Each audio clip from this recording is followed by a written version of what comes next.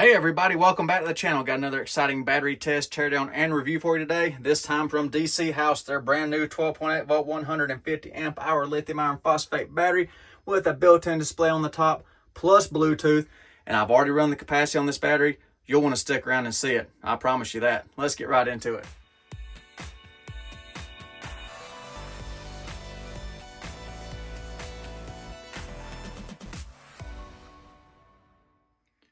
So before I begin the capacity test on the DCHOUSE 150 amp hour battery, I was going to show you a couple of things and then top off the charge. The battery is full. It's been resting for 24 hours. I will hit the charger again to make sure we are completely full on this battery before doing the capacity run. Show you on the top of the battery on the built-in display right here, state of charge display, got all the safeties. I'll cover more on this later in the video. And I also have DCHOUSE's Bluetooth app pulled up on the iPad right here. You can see the batteries are at 100% state of charge right there. But even though I know the battery is mostly full and everything's showing full, I always hit the charger on the battery one more time right before the capacity pull so everything is consistent. So I'll let the charger do its thing, bring it all the way back up to 14.6 again so I know that it is completely full. And while the battery's finishing topping off, we're already over 14 volts, so it won't take it just a second. I'm going to show you some data right here on this app. So it's total voltage right there, 14.1. Charger's already tapering the current back down. You can see that right there. And then we've got cell voltages in the app as well right here. So showing the single cell measurements right there. The only thing so far about this app, it does not have any temperature readings for the Bluetooth app. I would have liked to seen temperatures on it, but just make a note. So the charger stopped shy of 14.6. It stopped at 14.50 and popped up a warning right here. So what did we go off on? Single cell voltage too high. So one of the cells got a little out of whack right there and got a little bit too high. Let's see if we can still see which one it is. I don't know if it's cell 3 or cell 4. I did not see that while it was charging, but just so you know, you're seeing everything that I'm seeing. Then on the display of the battery right there, an over voltage protection was triggered to go along with that warning. And of course, this warning will go away. So I've got the DCHOUSE 150 amp hour battery connected to the capacity test rig. Same setup. Always use the alpha inverter. Little energy meter right there has been cleared out. No energy has moved out of the battery yet. 13.83 volts on the display. And then over here on the Bluetooth, we're showing 13.84. 100% state of charge. On standby, the protection went away after that cell voltage came down. So everything is good on the battery as far as alarms. And then for reference, the temperature of the environment and the battery, it's been in here for 24 hours. So the battery is at 75 degrees Fahrenheit or 24.3 degrees Celsius. So it is nice and warm. So now time to begin the capacity test. Turn on the inverter now, let that stabilize. No load on the inverter yet, just showing the idle consumption, 0.35 of an amp, 4.6 watts. I'm going to show in the Bluetooth right here. It's not picking that up. But then again, most of these BMSs have to have about half an amp of current to register. So now I'll apply the load, let it stabilize, and we'll get some readings.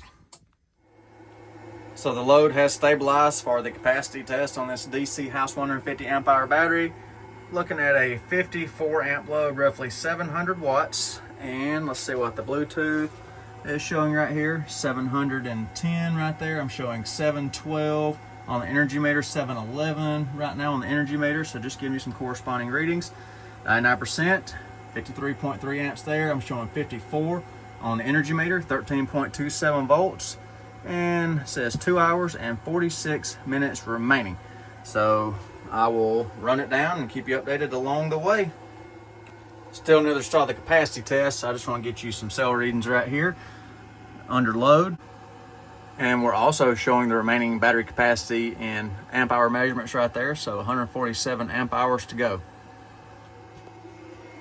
So while the battery's still kind of fresh, only got 98 watt hours out of the battery so far, I wanted to check one of their claims on their quick spec sheet right here. Peak current 145 amps for 10 seconds, maximum continuous of 120. So I've got another charger put on. I'm going to temporarily add another load to this battery. I'm going to try to get to that 145 amp mark for 10 seconds. So I'm going to add load now. We'll watch it come up and see if we can get to 140 amps. The inverter might be mad at me, but we're gonna see what happens.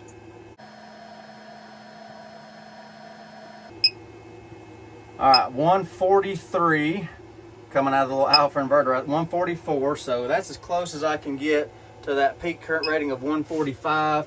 And let's see what the Bluetooth is showing, 142. About 15 seconds now. A lot longer than 15 seconds. That's a minute. I'm gonna stop this other charger here. I do not want to pop the inverter, pop the breaker, I have to go through and reset all that. So, you know, that gives you an idea, roughly 50 some odd watt hours pulling this battery at 144, 145 amps. So, you know, it did hold the, 144 amps on my end for over 10 seconds. Leave it right here for the remainder of the test.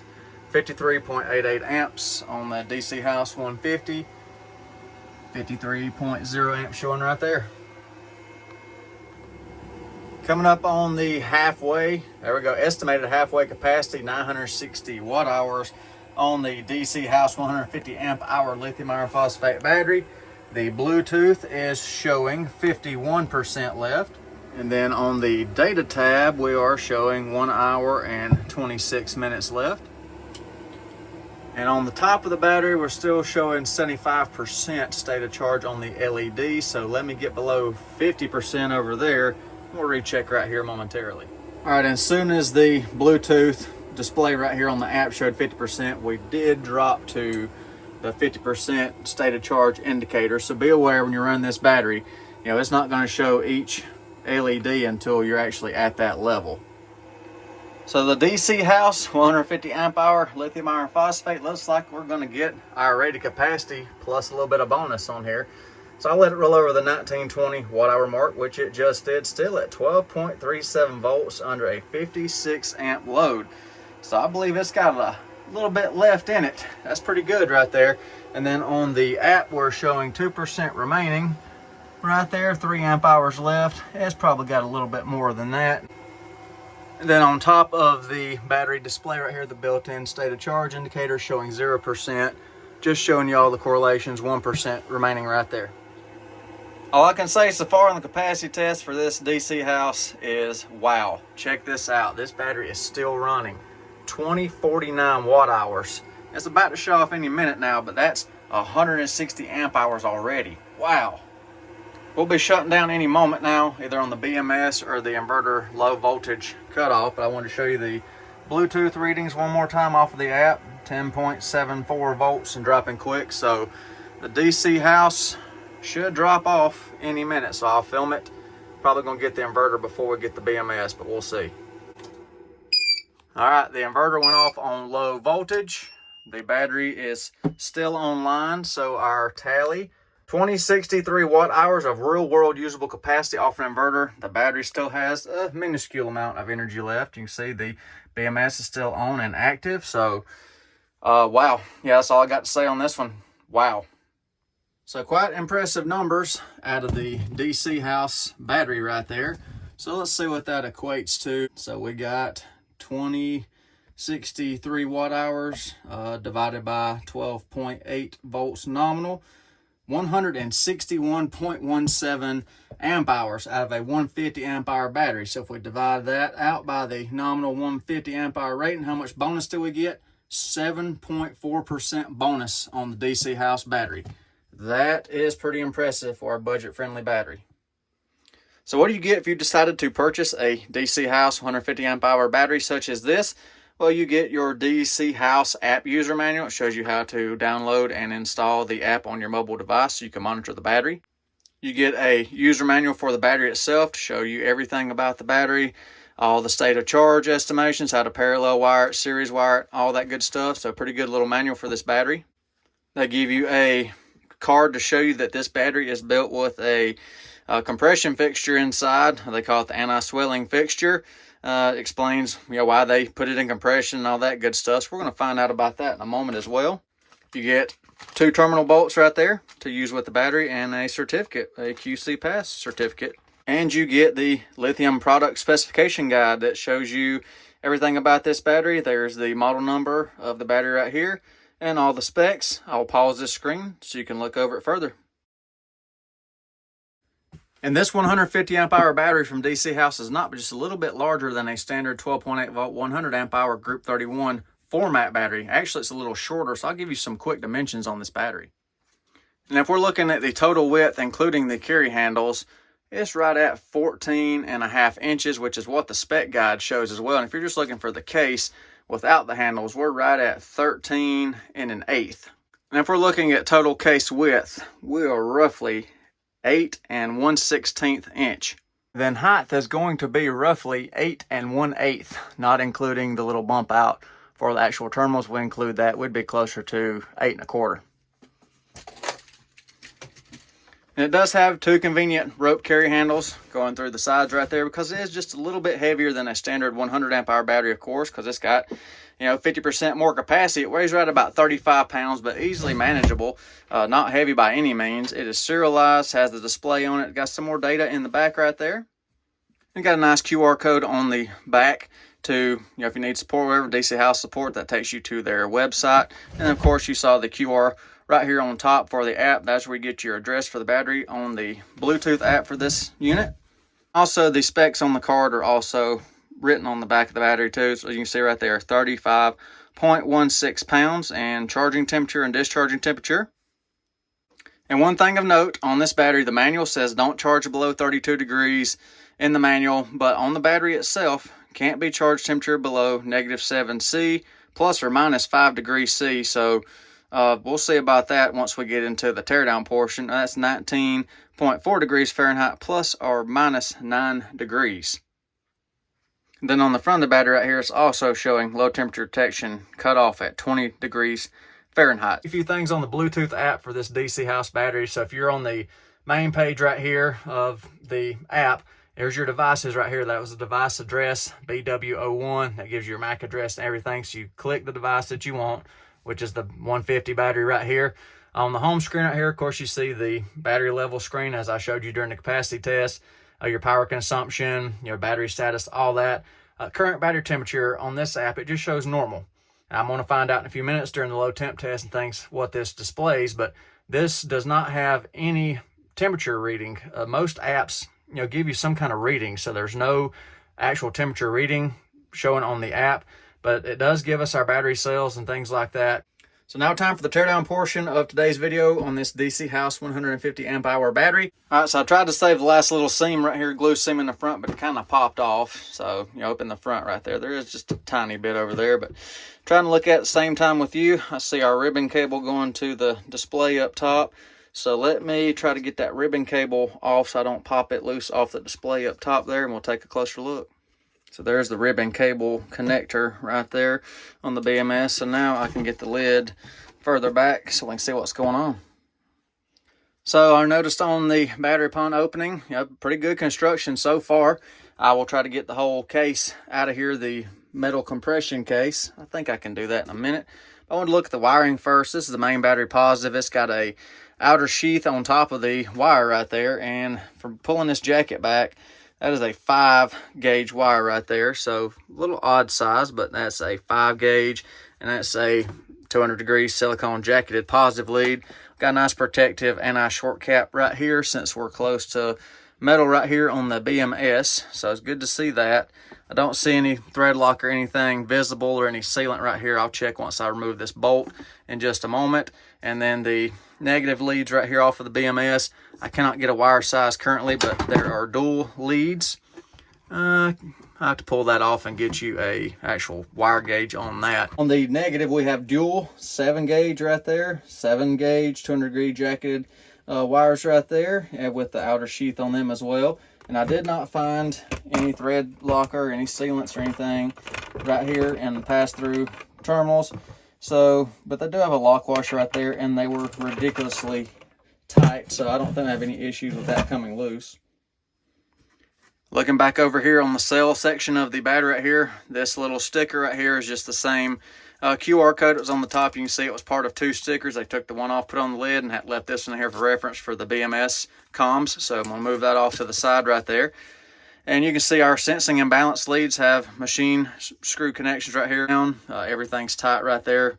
There's no thread sealing or anything on these like you see on some, which, I mean, that is what it is, but everything's tight on that. I don't see any issues with that going anywhere. The balance leads do have a outer little sheath right here, a little tape. Is that fiberglass tape? Fiber tape sheath going down them to protect them.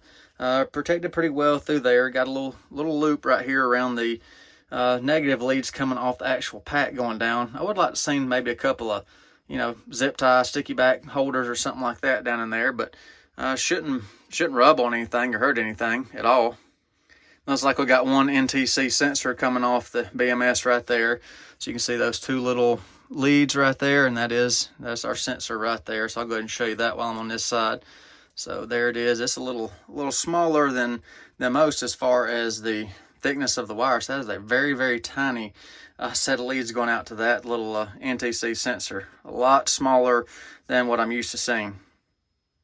And it was also taped down instead of glued down. So just make a note of everything so you're fully aware. And there's part of the metal case again. There's high density foam right here on the top. So once the lid is back on the battery right there, that's gonna hold the lid away from any of this down here. So if you take an impact on top of the battery, you're not gonna possibly damage the cells or any of these wires. That's always good to see. And then there's more foam around the sides right there, protecting everything, keep it from sliding around. So you can see I pulled the cell assembly out of the plastic case right there to show you the metal compression. So we got steel plates on either side and then steel bands right here running down the side with bolts holding everything together, which is, pretty nice to see. I always like seeing these wrapped in these metal cases like this instead of just fiber tape around. I do feel that this metal case is superior to that.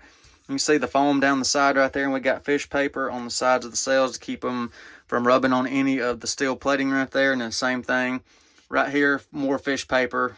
They didn't use epoxy board, but I believe the fish paper will suffice for this application. And if we look on the bottom of the cell assembly as well, you can see they use separator paper between each of the cells. And we do have legible QR codes on tops of the cells right here. So for your reference right here, I will also look these up through a scanner and see if I can come up with any information on these cells, because I'm not familiar with the numbers on this cell right here.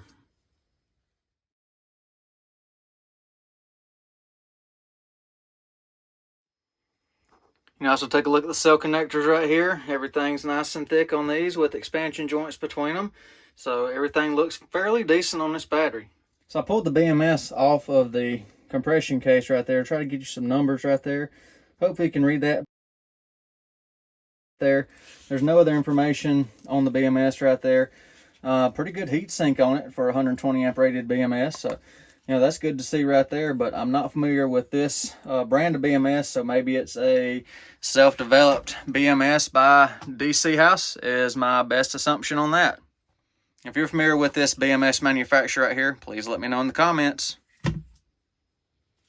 And one more thing I note on the BMS, if you look right here underneath the heat sink of the BMS, you see this white thermal switch down there between the PCB and the heatsink right there. That indicates to me that this BMS is thermally based for its overload, not current based, which is probably why I did not get the BMS to trip at 144, 145 amps of current when I was running the capacity run.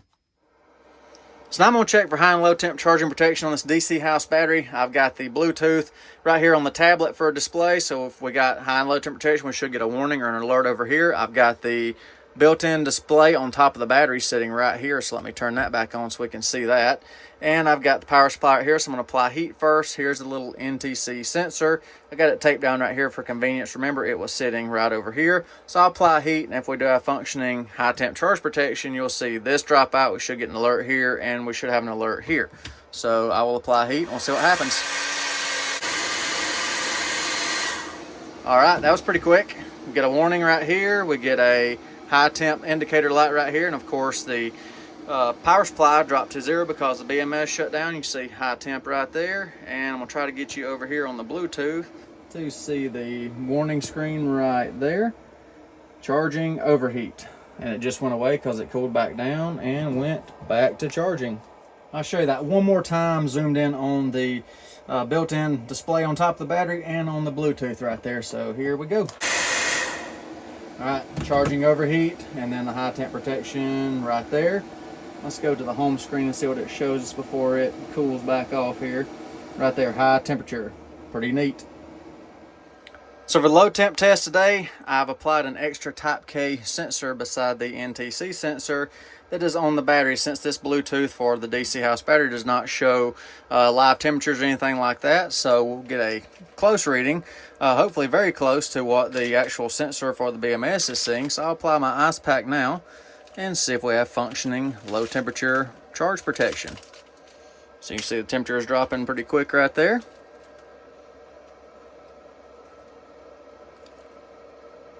All right, down to 25 degrees.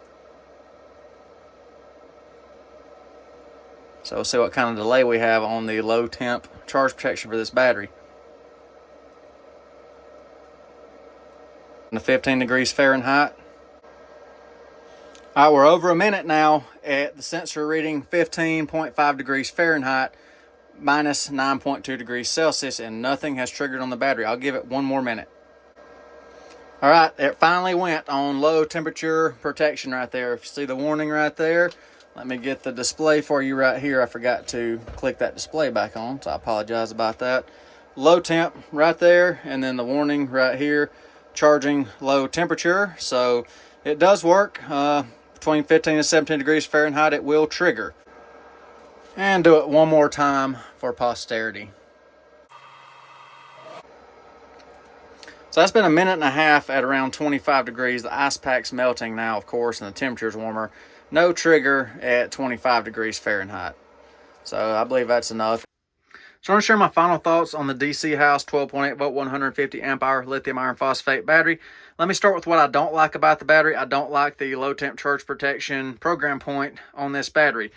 In the manual and on the data sheet, it's, their operation, you can only charge from 0 to 55 degrees C. In the manual, it specifically says, do not charge the battery below 0 degrees C. Well, why do you have your low temp charge protection feature set so low? And then right here also as well, right here, the BMS can provide low temp protection if the ambient drops below 19.4 F plus or minus 9 degrees Fahrenheit. So pretty wide range on that sensor, not very precise. So that's what I don't like. And what I'm kind of neutral on or undecided on, the app, it's okay. I've seen better, I've seen worse, so we'll call the app middle of the road. And as far as the build quality, it's above average. Not the best, not the worst, but, should suit your needs very well. I don't see any problems with it as far as reliability or longevity. As far as the sell date and things like that, I couldn't find any information. Doing more research, I do not know the manufacturer of the cells and battery, but that's fine too. What I do like, it's got monster capacity, well over advertised capacity. That is a big plus. I really like that. Having the Bluetooth feature is nice to be able to see the operation, even though it's lacking a little bit. The display on top of the battery, that's nice to see as well. Kind of gives you a little quick reference if you're using a battery out in the field, in an off-grid situation or camping, things like that. And also your protection feature shown on the display right there, that's pretty nice too. So if we take all that into consideration, yes, this DCHOUSE battery is above average, at least from what I've seen. So not too bad of a choice. Just be aware of, its possible limitations. And I'll provide a convenient link in the video description if you want to check current pricing on this battery. Due to market conditions nowadays, I'm not going to give you a price in the video because by the time I produce this video and you see it, the prices can change. Prices are all over the place, so just check that link down below for the current price on this battery if you're interested in looking into it further or seeing if the manufacturer has any sales incentives or anything like that. So I hope you all enjoyed the video today. Please let me know what you think about this DCHOUSE 150 amp hour battery. Is this something that you would like or something you'd be interested in? Please let me know down below. And also, any other questions you may have of this battery, let me know down in the comments. I'll help answer to the best of my abilities. Hope you all enjoyed. Y'all take care. Be safe. I'll see you on the next one. Special thanks to DCHOUSE providing this battery sample for today's video so I could test and evaluate your battery and share my findings with you and the viewing audience. Thank you.